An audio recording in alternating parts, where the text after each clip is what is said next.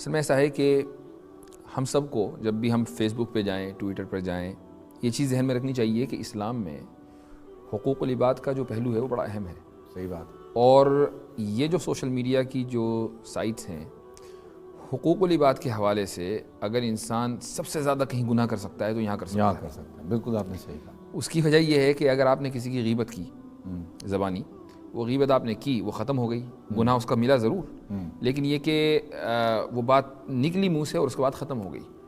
یہاں آپ غیبت زبانی نہیں کرتے بلکہ لکھ کر کرتے ہیں، ریکارڈ پہ رہتی ہے، وہ ریکارڈ پر رہتی ہے. اور نہ صرف یہ کہ وہ آپ کے ریکارڈ میں بلکہ وہ آگے جاتی ہے. آپ کی فرینڈ لسٹ میں جتنے لوگوں نے اس کو لائک کیا ان کی وال پر گئی، جن لوگوں نے کامنٹ کیا ان کی وال پر گئی. اب آپ کی فرینڈ لسٹ میں اگر 100 لوگ ہیں اور ان میں سے 10 لوگوں نے اس کو لائک کر دیا، ہر ایک کی لسٹ میں اگر 100 لوگ ہیں تو اس کا آپ اندازہ لگائیے کہ وہ کہاں تک پہنچی اور اس کا گناہ پھر کہاں تک جائے گا. بالکل صحیح بات. اچھا، اور اچھا یہ چیز بھی ایک اہم ہے کہ حقوق العباد کی اگر کوئی خلاف ورزی کرتا ہے تو اللہ سبحانہ و تعالیٰ کے یہاں جو نظام ہے اس کی معافی کا، وہ یہی ہے کہ بھئی جس کے خلاف آپ نے غیبت کی ہے، جس کو برا بھلا کہا ہے، اس سے جا کر معافی مانگیں. بالکل ٹھیک.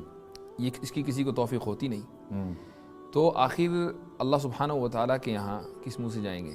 ایک حدیث کے اندر ہے کہ جب انسان، ایک شخص آئے گا اللہ سبحانہ و تعالیٰ کے سامنے حاضر ہوگا، بڑے اعمال لیے ہوں گے، نمازیں پڑھی ہوں گی، زکوٰۃ دی ہوگی، روزہ رکھا ہوگا، حج کیے ہوں گے.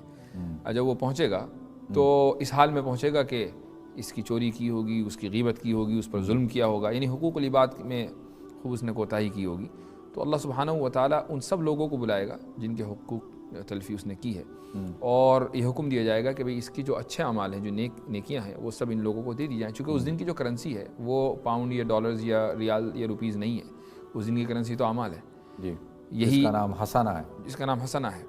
تو اب یہ اس کے سارے حسنات اس کو دے دیے جائیں گے، تب بھی اس کے ریکارڈ میں خراب برائیاں بچیں گی، تو ان کی جو سیئہ ہیں، ان کی جو برائیاں ہیں وہ اس کو دے دی جائیں گی. تو ایک کوئی اب مسلمان کا ان سوشل نیٹ ورکنگ سائٹ کا یوز کرنا اور ایک غیر مسلم کا یوز کرنا، اس میں فرق ہونا چاہیے.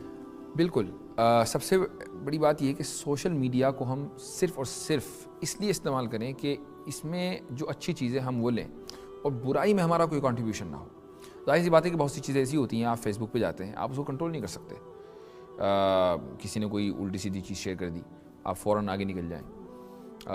لیکن آپ نے اس کو لائک کیا یا کامنٹ کیا، میں کہتا ہوں کہ اگر اس کو آپ نے ڈس لائک کرنے کے لیے بھی کامنٹ کیا تب بھی وہ شیئر ہو گیا. بالکل شیئر ہو گیا. دوسرا ایک اور چیز ہے، آپ اس اپنی گفتگو کو کمپلیٹ کر لیے گا، کہ بہت ساری چیزیں ہیں، کئی ایسی احادیث ہیں جو احادیث نہیں ہوتی ہیں، موضوع احادیث ہیں یا فیبریکیٹڈ ہیں، اور وہ فیس بک پہ چل رہی ہیں. اچھا، وہ سنا، ہم نے چلا دیا آگے، تو یہ کتنی بڑی گناہ کی بات ہے. ایک چیز بالکل، جو فیبریکیٹڈ احادیث ہیں، موضوع حدیث، ان کے بارے میں تو یہ ہے کہ اگر کسی موضوع حدیث کو حدیث کہہ کر بیان کیا جائے تو وہ ایسا ہی ہے کہ جیسا کسی حدیث کو گڑھنا اور اس کو وضع کرنا اتنا ہی گناہ ہے. تو بہت سے لوگ، عوام الناس جو ہوتے ہیں، جن کو حدیث کا علم زیادہ نہیں ہوتا، وہ سوچتے ہیں کہ بھئی کسی صاحب نے یہ کہا کہ یہ حدیث ہے، اب وہ اس چکر میں کہ مجھے اس کا ثواب مل جائے گا، میں اس کو آگے شیئر کر دوں، اس کا الٹا گناہ مل جاتا ہے. تو اس لیے جیسے میں نے کہا کہ صرف اپنے استفادے کی حد تک، کہ بھئی مجھے جو ہے اگر کوئی اچھی بات اس میں ہے تو اس کا مجھے علم ہو جائے، اس سے زیادہ اس کا استعمال نہ کیا جائے. اچھا، اس میں ایک چیز جو خاص طور پہ ابھی جب کوئی بھی اگر علمی کوئی نالج شیئر کی جا رہی ہے، کوئی حدیث شیئر کی جا رہی ہے یا کوئی ایسی، تو بہتر نہیں ہے کہ اگر آپ نے اس کو پڑھ لیا، اگر آپ اس کو چاہتے ہیں تو آپ کا کسی عالم سے اس کی پہلے وہ کرا لیں کہ بھئی یہ چیز صحیح بھی ہے نہیں ہے. بالکل، اسی لیے ضروری ہے کہ جو علماء فیس بک پر ہیں، اگر آپ کو معلوم ہے کہ فلاں شخص عالم ہے تو آپ اس سے کنیکٹ رہیں، آپ اس کو فالو کریں، اگر اس کا فیس بک پیج ہے، اگر اس کا ٹویٹر اکاؤنٹ ہے. یہ مطلب اس سے اگر کوئی چیز شیئر کرنی تو اس سے لے کر کریں. بالکل، تاکہ آپ کو پتہ ہو کہ بھائی کل کو کوئی آپ کو چیلنج کرے تو آپ بولیں کہ بھائی میں نے تو فلاں عالم کی چیز کو شیئر کیا ہے. اور میں آپ کو ایک عجیب و غریب حدیث سناتا ہوں. یہ مشکات کے اندر آپ نے یقیناً پڑھی ہوگی کہ رسول اللہ صلی اللہ علیہ وسلم نے فرمایا کہ ایک زمانہ آنے والا ہے جس میں کچھ لوگ ایسے ہوں گے جو اخوان العلانیہ اور اعداء السر ہوں گے. یعنی وہ ہر چیز کو چاہیں گے کہ ہماری بات پبلک میں آ جائے اور کوئی بھی چیز پرائیویٹ نہ رہے. تو یہ جو اخوان العلانیہ اور اعداء السر کی جو ٹرم جو فریز جو رسول اللہ صلی اللہ علیہ وسلم نے استعمال کیا، وہ اصل میں سوشل میڈیا پر صادق آتا ہے. بالکل صحیح. کہ ہم کچھ بھی کرتے ہیں ناشتہ بھی کر رہے ہیں, کپڑے بدل رہے ہیں, اس ٹوتھ پیسٹ کو کر رہے ہیں, ٹویٹ کریں گے, اس کو فیس بک پہ اس کا اسٹیٹس اپڈیٹ کریں گے. اور اس میں ہم اس لیے ضروری ہے کہ آپ جو فیس بک پہ لکھیں یہ سوچ کر لکھیں کہ ہاں بھائی اس سے کچھ لوگوں کو فائدہ ہوگا, تو پھر تو ٹھیک ہے, تو سمجھ میں آنے والی بات ہے. لیکن جو ٹائم ضائع کرنے والی چیزیں ہیں, کچھ نہیں تو کوئی خبر ہی الٹی سیدھی جو انویریفائڈ خبر ہے وہ شیئر کر دی, اس سے, اور دوسرا دیکھیں لوگوں کی ذات کے اوپر کیچڑ اچھالنا, اس سے تو بڑی کوئی برائی نہیں ہے. مطلب آپ یہ دیکھیں نا کہ کوئی کسی کی کوئی چیز ہے اس کو آپ لے کے فیس بک پہ ڈال رہے ہیں اور اس کو بیچاری کو بدنام کر رہے ہیں, کسی لڑکی کو, کسی لڑکے کو. میرے سامنے اتنی کئی باتیں ہیں, بچیوں لڑکیوں کی منگنیاں ٹوٹ گئیں, نکاح ختم ہو گئے. میں نے جیسے کہا کہ اللہ سبحانہ و تعالیٰ کی عدالت میں نمازیں پیچھے رہ جائیں گی, روزے پیچھے رہ جائیں گے, حج پیچھے رہ جائیں گے, اور لیکن یہ چیزیں جو ہیں ان کا مواخذہ ضرور ہوگا. تو اس لیے ان چیزوں میں ہم سب لوگوں کو بہت احتیاط کرنے کی ضرورت ہے کہ ہم کیا لکھ رہے ہیں اور کیا کہہ رہے ہیں, اس کو کہاں تک دینی اعتبار سے.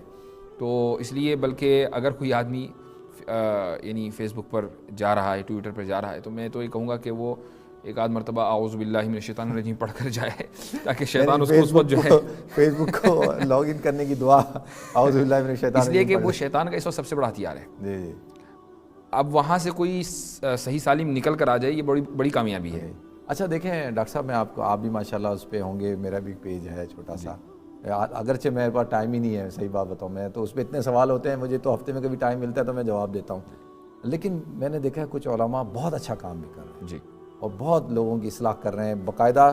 آپ حیران ہوں گے کہ پاکستان کے اندر ایک بہت بڑی یونیورسٹی ہے جس کے اسٹوڈنٹس, ماں باپ کو تو نہیں پتہ, لیکن جب اسٹوڈنٹ وہاں پڑھنے کا, میں نام نہیں لے سکتا اس لیے ہمارے لیے قانونی تھوڑا مسئلہ ہے, تو وہاں پہ 40% بچہ جو ہے وہ ایتھیسٹ بن رہا ہے, دھیریہ بن رہے ہیں. اچھا بچے, ماں باپ سمجھ رہے ہیں ہمارے بچے ماشاءاللہ یونیورسٹی, وہ فلانی یونیورسٹی میں پڑھتے ہیں, لیکن یہ نہیں پتہ کہ وہاں پہ اتنے بڑے بڑے دھیریہ بیٹھے ہوئے ایتھیسٹ, انہوں نے بچوں کے پوروں کے ذہن خراب کر دیے.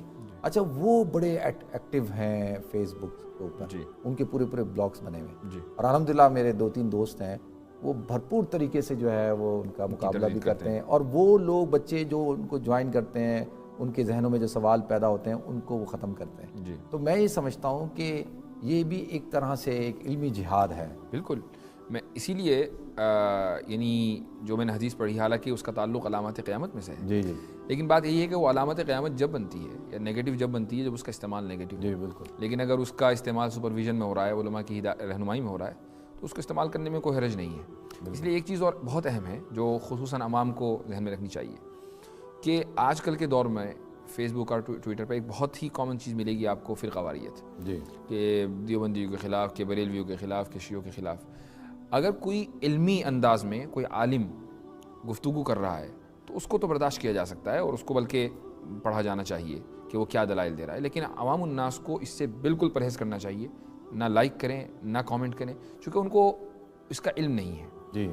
اور بات پھر جب فرقہ واریت پہ آتی ہے تو پھر وہ اتنے آگے نکل جاتی ہے جہاں پھر وہی حقوق العباد کا والا مسئلہ پیدا ہو جاتا ہے, جو کہ کچھ لوگ دوسرے فرقے کے سپورٹ میں آ جائیں گے, کچھ لوگ اس ادھر کے سپورٹ میں آ جائیں گے, اور پھر آپس میں اینڈ میں وہ اس کا وہ علمی مسئلہ نہیں رہتا, بلکہ وہ ذاتیات پر, اور پھر وہ ایک دوسرے کی تذلیل, تنقید, پتہ نہیں وہ کیا تضحیک شروع ہو جاتی ہے. جی, اس لیے یہ ضروری ہے کہ لوگ یعنی فیس بک پر, ٹویٹر پر اپنے دین کا مذاق نہ اڑائیں. بالکل, ایک دوسرے کو گالی دے کر, ایک دوسرے کو برا بھلا کہہ کر. اگر وہ کہیں دیکھ رہے ہیں کہ بھئی کسی فرقے کے خلاف کوئی دلیل دی جا رہی ہے تو بس کو اتنا ہی سمجھ کر آگے بڑھ جائیں.